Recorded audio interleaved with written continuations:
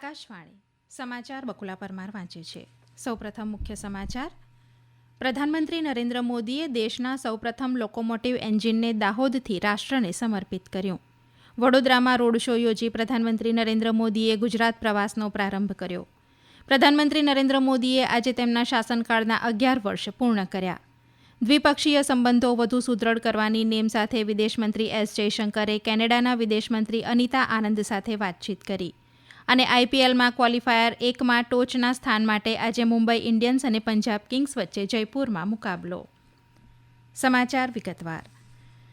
પ્રધાનમંત્રી નરેન્દ્ર મોદીએ આજે ગુજરાતના દાહોદમાં 24,000 કરોડ રૂપિયાથી વધુના વિકાસ કાર્યોનું લોકાર્પણ અને ખાતમુહૂર્ત કર્યું. શ્રી મોદીએ રેલવેના લોકોમોટિવ ઉત્પાદન પ્લાન્ટનું ઉદ્ઘાટન પણ કર્યું.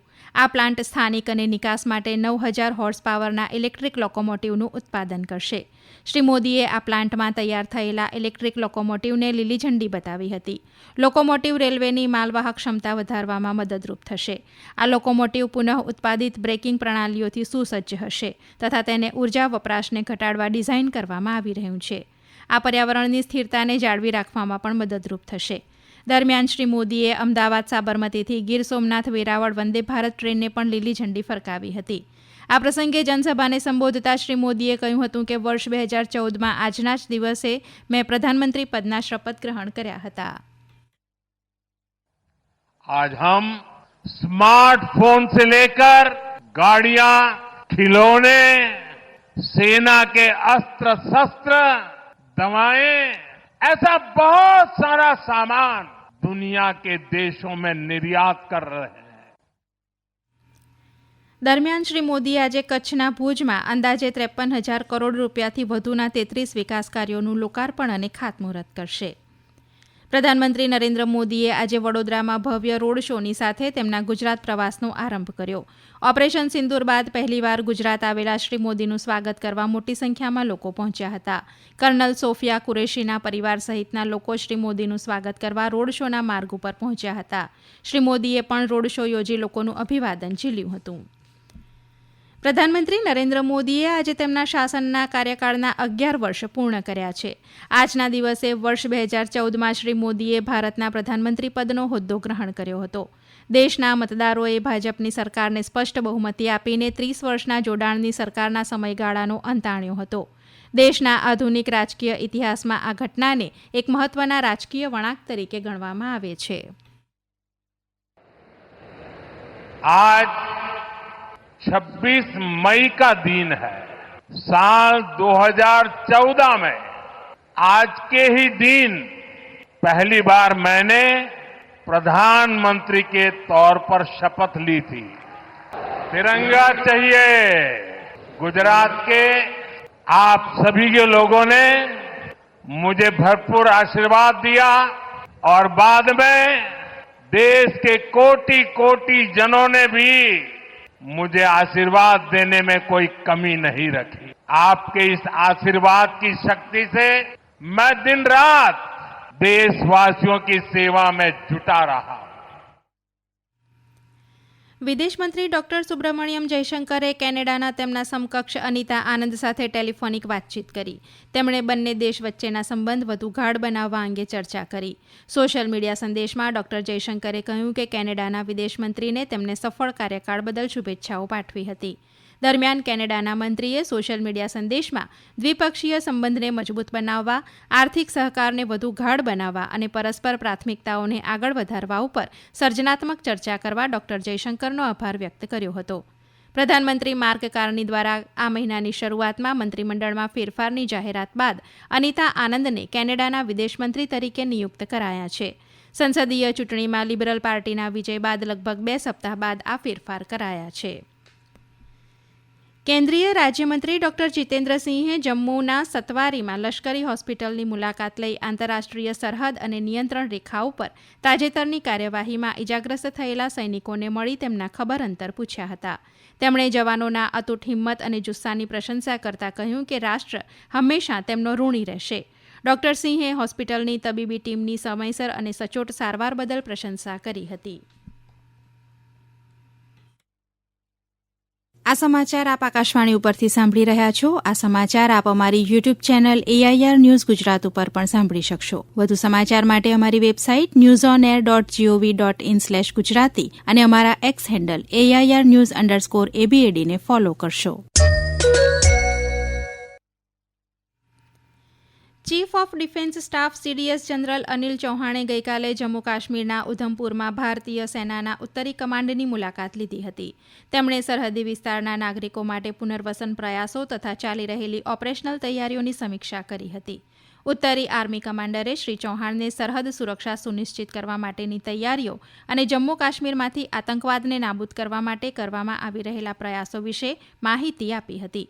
શ્રી ચૌહાણે પડકારજનક પરિસ્થિતિઓમાં સેનાઓના સંકલનની પ્રશંસા કરી હતી.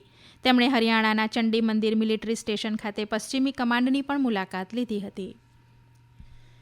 ઝારખંડમાં લાતેહાર પોલીસે 3 દિવસના સમયગાળામાં નક્સલીઓ સામે બીજી મોટી સફળતા મેળવી છે. પોલીસ અધિક્ષક કુમાર ગૌરવના નેતૃત્વમાં લાતેહાર પોલીસ ટીમે નેતરહાર પોલીસ સ્ટેશન વિસ્તાર હેઠળના એન્કાઉન્ટરમાં માઓવાદી કમાન્ડર મનીષ યાદવને ઠાર કર્યો હતો, જેના ઉપર 5 લાખ રૂપિયાનું રોકડ ઇનામ હતું. દરમિયાન 10 લાખ રૂપિયાનું રોકડ ઇનામ ધરાવતા કુંદન ખેરવારને જીવતો પકડી લેવામાં આવ્યો છે. ગઈકાલે રાત્રે JJMP કમાન્ડર પપ્પુ લોહરાને દળોએ ઠાર કર્યો હતો.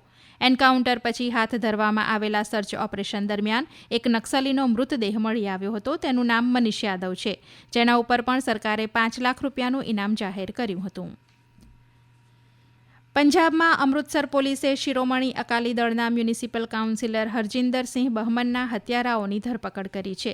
પંજાબ પોલીસ વડાએ જણાવ્યું હતું કે આરોપીઓનો પીછો કરતી વખતે એક આરોપીએ પોલીસ ઉપર ગોળીબાર કર્યો હતો. પોલીસે જવાબી કાર્યવાહી કરતા તેના પગમાં ઈજા થઈ હતી. આરોપીની પિસ્તોલ સાથે ધરપકડ કરવામાં આવી હતી અને તેને અમૃતસરની સિવિલ હોસ્પિટલમાં ખસેડવામાં આવ્યો છે. તેમણે વધુ માહિતી આપતા કહ્યું હતું કે પોલીસ વિદેશી વ્યક્તિ સાથે જોડાયેલા સંગઠિત ગુના નેટવર્કને તોડવામાં સફળ રહી છે અને વધુ તપાસ ચાલુ છે. ઉલ્લેખનીય છે કે કાઉન્સિલર હરજિંદરસિંહને અગાઉ ધમકીઓ મળી હતી અને ગઈકાલે તેઓ અમૃતસરના એક બજારમાં હતા ત્યારે મોટરસાયકલ ઉપર સવાર હુમલાખોરોએ તેમની ગોળી મારીને હત્યા કરી હતી.